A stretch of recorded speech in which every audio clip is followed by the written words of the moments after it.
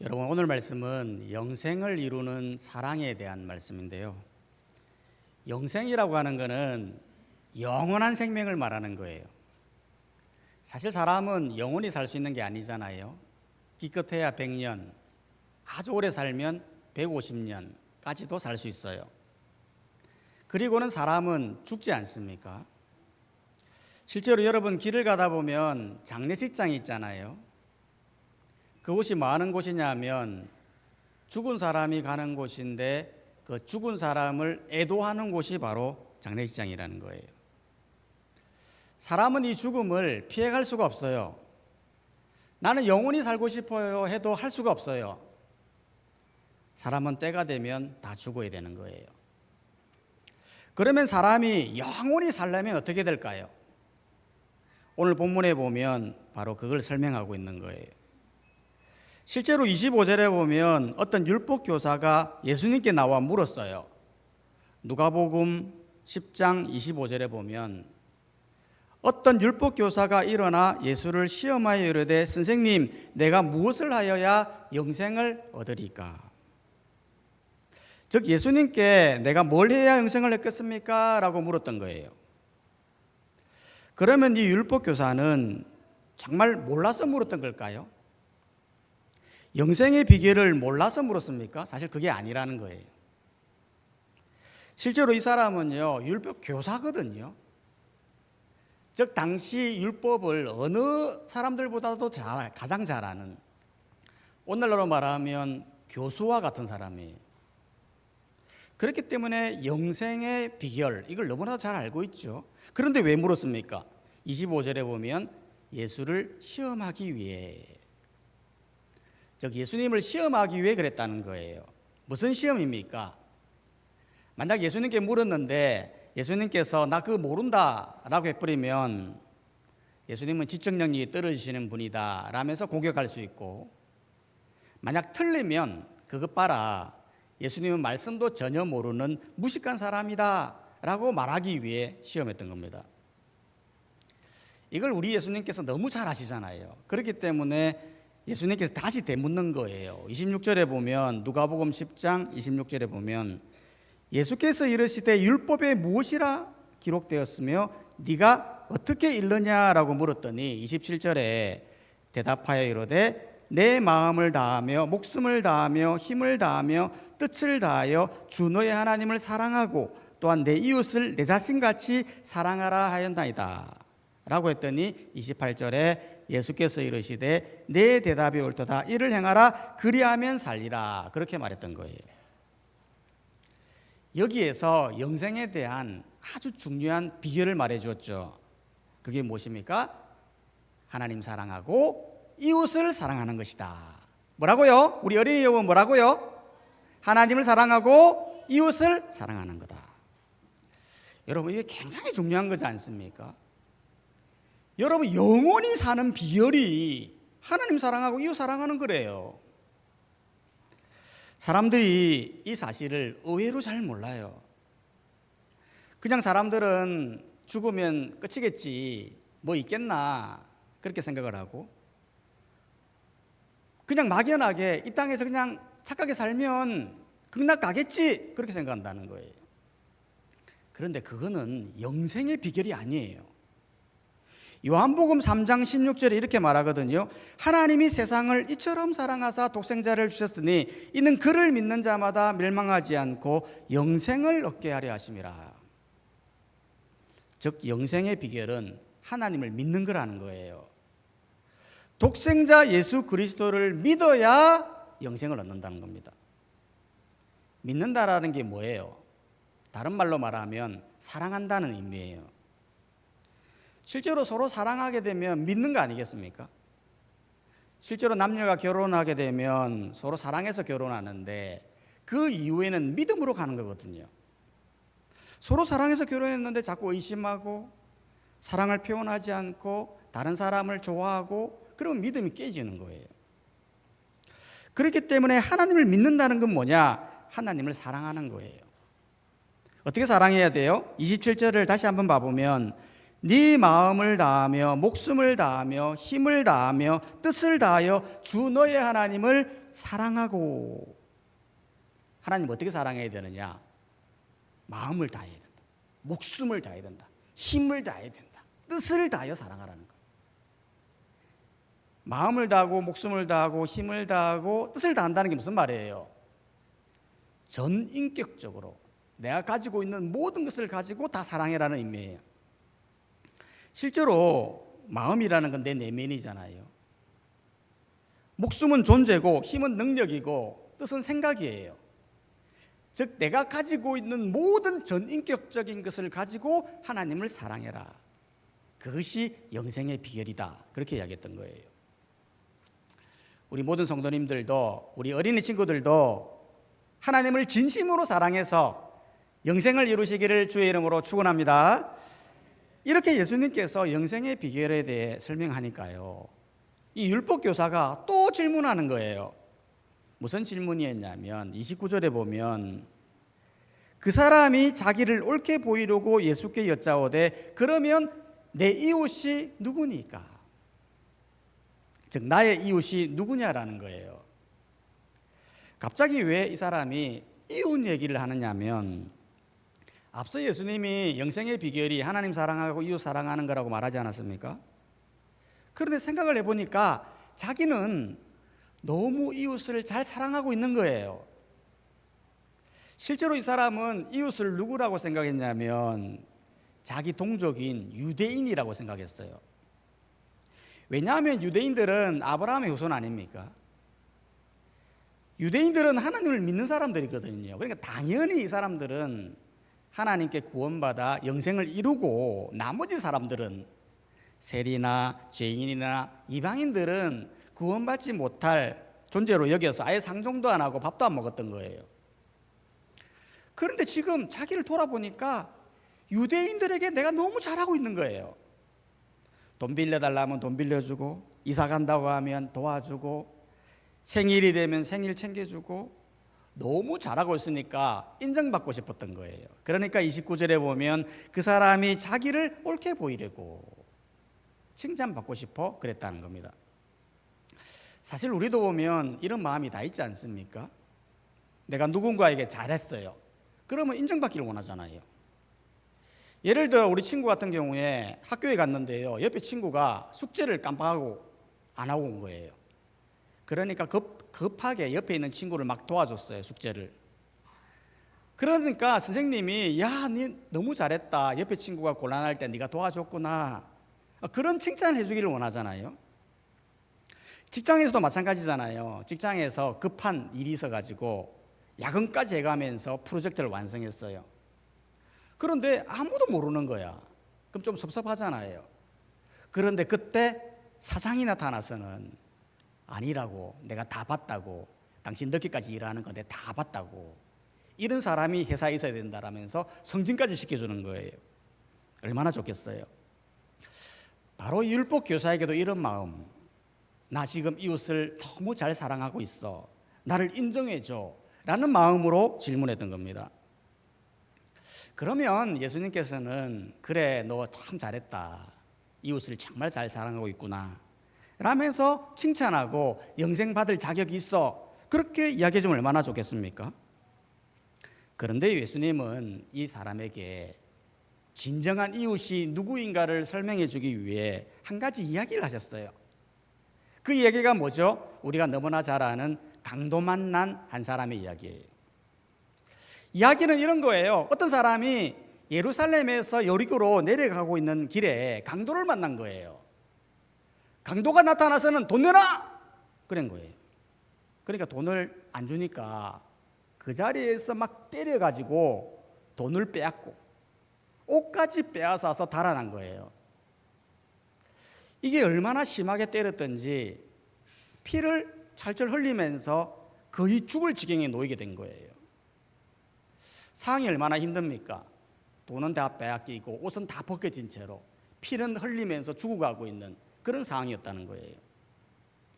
그런데 마침 그곳에 두 명의 사람이 지나가게 되었는데 한 사람은 제사장이고 한 사람은 레위인이었어요. 여러분, 이게 얼마나 다행입니까? 다른 사람도 아니고 제사장이고 레위인이에요. 왜냐하면 당시 제사장이라면요, 오늘날로 보면 거의 목사님, 장로님 그런 사람들이 지나가는 거예요. 뿐만 아니라 레위인이라고 하면 오늘날 권사님, 집사님, 성도님 등 교회 사람들이 지나가고 있는 거예요. 그러면 우리는 당연히 기대하잖아요. 저렇게 불쌍한 사람이 있는데 목사님이 지나간단 말이에요. 그러면 목사님이 달려가 가지고는 이 사람 왜 이러십니까? 하면서 상처를 싸매어주고 119에 연락을 하고 등에 업고 병원에 데려다주고 그걸 우리가 기대하잖아요. 그런데 놀랍게도 이 두 사람은요, 다 피해가요. 못 봐서 피해간 게 아니에요. 딱 보자마자 그 자리를 돌아서 피해갔어요. 아니, 왜 이들은 도와주지 않고 왜 피해가는 걸까요? 그 피한 이유는 여러 가지로 추정해 볼 수가 있어요. 첫 번째는 종교적 이유가 될 수도 있어요. 실제로 율법에는 정결함을 강조하지 않습니까? 죽은 사람 시체 만지지 말라고 했고 피를 만지면 부정하다고 했어요. 그래서 혹시 내가 이 죽은 사람 만지면 내가 사역을 하지 못할까라는 두려움 때문에 그랬을 수도 있어요. 두 번째로 피한 이유는 위험에 대한 두려움이 있을 수도 있어요. 당시 예루살렘에서 여리고로 내려가는 길에는 항상 강도가 상주했다고 해요. 그렇기 때문에 혹시 내가 돕다가 강도가 탁 지켜보다가 저 사람처럼 나도 될 수 있겠다 싶어서 안 도와줄 수도 있어요. 아니면 세 번째로는 자기 바쁨과 자기 사기정이 있을 수도 있어요. 지금 해야 할 일이 급한데 이거 도와주고 나면 내 시간 다 쓰는 거잖아요. 그럼 내가 해야 될 일을 못 하는 거잖아요. 그랬기 때문에 자기 사정 때문에 외면할 수도 있어요. 마지막으로는 무관심일 수도 있어요. 내가 저 사람 도와줘 봐야 무슨 의미가 있겠나. 남 신경 쓰면 진짜 피곤하다. 엮이면 안 된다. 라면서 무관심으로 대할 수도 있는 거예요. 아무튼 여러 가지 추정들을 이거를 다 모아서 결론을 내려보면 딱 두 가지가 나오는 거예요. 그게 뭐냐면 첫 번째는 이들이 말씀대로는 살지 않았다는 거예요. 여러분 실제로 앞서 영생의 비결이 뭐라고 이야기했습니까? 하나님 사랑하고 내 이웃을 사랑하는 거라고 이야기하지 않습니까? 그런데 이 이웃 사랑은요, 네 자신을 사랑하는 사랑이거든요. 네 자신과 같이 사랑하는 거거든요. 실제로 우리가 우리 자신을 얼마나 사랑합니까? 여러분 우리 일을 하다가요 손가락을 한번 다쳐보세요. 칼로 베었다고 생각해 보세요. 그럼 피가 철철철 흐르는데 그냥 내버려 둡니까? 절대 그럴 사람이 없어요. 어떻게든 피가 안 나오도록 상처를 막 싸매준단 말이에요. 왜 그런 거예요? 내 몸이니까, 내 자신을 사랑하니까 그렇게 싸매준다는 거예요. 마찬가지로 이웃은 뭐냐? 내 자신과 같이, 내 몸과 같이 사랑해야 된다는 거예요. 즉 내 이웃이 지금 굉장히 곤란해요. 피를 철철 흘리고 있어요. 그러면 저게 내 몸이다라고 생각하면 도와줘야 된다는 거예요. 그런데 이 제사장과 레위인은 이웃을 어디까지 생각했습니까? 이들이 하나님 말씀은 알아요. 하나님 사랑하고 이웃 사랑해야 된다는 사실은 알고 있어요. 하지만 이거를 지식으로만 알고 있었던 거예요. 삶 속에서는 말씀대로 살고 있지 않았다는 것을 의미한다는 거예요. 하지만 그곳을 지나가는 사마리아는 어떻습니까? 이 사람은요, 강도를 만난 사람을 보자마자 가까이 가요. 그리고는 기름과 포도주로 상처를 붓고 싸매어줘요. 피를 만지면서 다 싸매어줘요. 그리고는 자기 짐승에 태워가지고 주막으로 데리고 가서 돌보아요. 그리고는 그 주막 주인에게 데나니온 돈을 주면서 이걸로 이 사람을 돌보되 만약 돈이 부족하면 내가 다음에 올 때 그거 다 줄게요 라고 하고 갔다는 거예요. 여러분 이게 참 신기하지 않습니까? 사마리아인 입장에서 보면요, 사실 이 사람을 돕는 건 썩 유쾌한 일이 아니에요. 왜냐하면 당시 유대인과 사마리아인 사이에는 아주 깊은 적대감이 있었거든요. 유대인들은요, 사마리아인을 사람 취급하지 않았어요. 혼혈, 배교자, 이단으로 취급했던 상종도 안 했거든요. 그런데 만약 이 사람이 강도를 만난 사람이 유대인이라면 자신들을 그렇게 싫어하는 사람을 도와줄 이유가 없죠. 만약 억지로 치료해줬다 하더라도 유대인들이 결코 좋아하지 않을 거예요. 오히려 사마리아인 주제에 우리를 도왔다라면서 조롱할 수도 있는 거예요.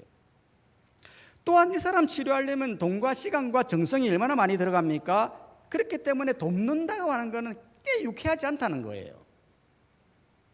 그런데 이 사람이 도왔다는 겁니다. 이걸 보면 정말 아이러니하지 않습니까? 하나님을 너무나도 잘 아는 사람들, 영생의 비결을 아는 사람들은 하나님 말씀대로 안 살고, 오히려 하나님을 모르는 이방인들, 전혀 몰라요. 영생의 비결을 전혀 모르는 사람들이에요. 그런데 이 사람들은 하나님의 뜻대로 하나님의 뜻을 실천하고 자비를 베풀며 살고 있더라는 거예요. 이 사람들만 그렇습니까? 아니라는 거예요. 사실 이거는 우리의 모습이에요. 여러분, 우리도요, 내 이웃을 내 몸과 같이 사랑하라는 이 말씀 너무 잘 알고 있어요. 하지만 마치 율법 교사가 유대인만 내 이웃이라고 생각하면서 우리 또한도 교회 사람만 내 이웃이다 라고 생각하면서 산다는 거예요. 그렇기 때문에 교회에 오면 교회 사람들한테 너무 잘하죠. 구역원들에게 잘하고 교회 사람들한테 잘하고, 그런데 세상으로만 나가면, 직장으로 가면 이상하게 사람들을 피해 다녀요. 직장 동료는 막 지금 고통스러워가지고 어려워하는데, 그런데 시간 쓰고 돈 쓰는 거를 낭비라고 생각해요. 그래서 무조건 피해 다녀. 회식도 피해 다니고 사람들의 어려움도 피해 다니고, 그러면서 무조건 내 이웃은 교회 사람들이다 라면서 교회에만 와서 잘하는 거예요. 우리 친구들도 마찬가지예요. 여러분, 친구들 중에 학교에 가면 아파하는 친구들 있잖아요. 곤란한 친구들 있잖아요. 그러면 생각해 봐야 돼요. 저 친구가 저렇게 아파하고 있는데 만약 내가 저 친구라면 나도 아파할까? 나도 아파할 거야 라면 그 친구가 내 이웃인 거예요. 내 몸과 같이 돌보아줘야 된다는 거예요. 이게 바로 하나님이 말씀하신 이웃사랑이에요. 내가 마음에 드는 친구, 나에게 잘하는 친구, 그게 이웃이 아니라는 거예요. 내가 저 친구라면 나도 아프겠다 싶을 때 도와주는, 그게 바로 내 이웃을 내 몸과 같이 사랑하는 거예요. 예전에 제가 직장 생활을 할 때 회사에 처음 들어가 보니까요, 한 직원의 아내가 아이를 낳다가 아이만 살고 엄마는 죽은 거예요. 그러니 얼마나 힘들겠어요. 그 아이를 처가에서 키우는데 퇴근하고 나면 처가에 가고 애를 데리고 와서 먹이고 재우고 놀고 그렇게 했다가 아침에 일어나면 다시 처가에 데려놓고 출근하는 거예요. 얼마나 힘들겠습니까? 그래서 제가 너무 불쌍해서 그 사람과 친구가 되었습니다. 같이 밥도 먹고 집에 가기도 하고 힘듦을 덜어주기도 하고, 그랬더니 이 사람이 시간이 지나서 나중에 교회까지 오게 된 거예요. 그리고는 시간이 지나서 이분이 교회에서 자매를 만나 재혼까지 하게 된 거예요. 저는 이거를 굉장히 잘했다고 봐요. 제가 그 사람을 전도하기 위해서 그런 건 아니에요. 그런데 불쌍한 마음으로 그냥 친구가 되어줘야 되겠다라는 마음으로 다가가니까 하나님께서 그렇게 역사하시더라고요. 말씀이라는 게 바로 그런 거예요. 저 사람이 나라면, 저 사람의 고통받는 고통이 나가 만약에 그런 상황이 된다면 나도 힘들겠다 싶을 때 도와주는 것, 그것이 바로 나의 이웃이다라는 거예요. 두 번째로 이 제사장과 레위인을 삶을 결론을 딱 조출해 보면 뭐가 또 하나가 나오느냐 하면 사랑이 없다는 거예요. 여러분, 실제로 이 제사장과 레위인이 강도 만난 사람을 돕지 않는 이유는 말씀대로 살지 않아서 그런 것이고, 더불어 결론적으로 말하면 사랑이 없다는 거잖아요. 실제로 사마리아 사람은 하나님의 말씀을 몰라도 이 강도 만난 사람을 도왔어요. 왜 도왔을까요? 성경은 말을 하는 거예요. 불쌍히 여겼다는 거예요. 불쌍히 여겼다는 게 뭐예요? 그 안에 자비와 사랑이 풍성했다는 걸 보여주는 거예요. 실제로 영생이라고 하는 건 하나님 사랑과 이웃 사랑이잖아요. 핵심이 뭐예요? 사랑이에요, 사랑. 우리 예수님도 인류를 구원할 때 보면 자기를 쳐서 죽여서 희생하지 않습니까? 왜 희생하는 거예요? 인간을 불쌍히 여기는 그 자비와 사랑이 있기 때문에 그러한 일들을 하시더라는 거예요. 그렇기 때문에 고린도전서 13장 2절은 말하거든요. 내가 예언하는 능력이 있어 모든 비밀과 모든 지식을 알고 또 산을 옮길 만한 모든 믿음이 있을지라도 사랑이 없으면 내가 아무것도 아니요. 엄청나게 중요한 말씀이죠. 내가 이 땅에서 엄청난 믿음을 가지고 있어요. 산을 옮길 만한 엄청난 능력을 가지고 있어요. 그런데 그 안에 사랑이 없다면 아무것도 아니라는 거예요. 실제로 내가 교회에서 아무리 많은 봉사를 하고 아무리 많은 헌금을 하고 아무리 많은 선행을 한다 할지라도 그 바탕이 사랑이 없다면 그건 하나의 자랑거리에 불과하다는 거예요. 실제로 서울의 한 지하철에서 한 노숙자가 쓰러져 있었는데요. 굉장히 위급한 상태로 쓰러져 있었던 거예요. 그런데 지하철에 얼마나 많은 사람들이 다닙니까? 근데 노숙자가 쓰러져서 힘들어하고 있는데 그냥 사람들이 막 지나가더라는 거예요. 그러다가 한 젊은 청년이 그 모습을 바라보고 좀 이상한 것 같아서 노숙자에게 물어본 거예요. 괜찮습니까? 라고 물었더니 숨을 가쁘게 쉬면서 거의 죽을 듯이 살려달라고 이야기했던 거예요. 그래서 그 자리에서 바로 응급조치를 하고 119에 신고를 해가지고 겨우 살린 거예요. 그랬더니 의사가 조금만 늦었으면 죽을 뻔했다 그렇게 얘기했다는 거예요. 즉 이 한 사람의 자비와 사랑, 이것이 바로 한 사람을 살리는 놀라운 기적이 일어났다는 거예요. 그렇기 때문에 우리도 마찬가지라는 거예요. 여러분, 우리가 이 땅을 살면서 다른 무엇보다도 사랑으로 살아야 돼요. 내가 예배하는 것도 하나님을 사랑해서 하는 것이고, 내가 헌금하는 것도 하나님을 사랑해서 하는 것이며, 내 이웃을 섬기는 것 또한 사랑해서 섬기는 것임을 기억하고, 우리는 이 땅에서 사랑으로 영생을 이루는 그런 삶을 살아가는 모든 성도님들이 되시기를 주님의 이름으로 축복합니다. 찬송가 492장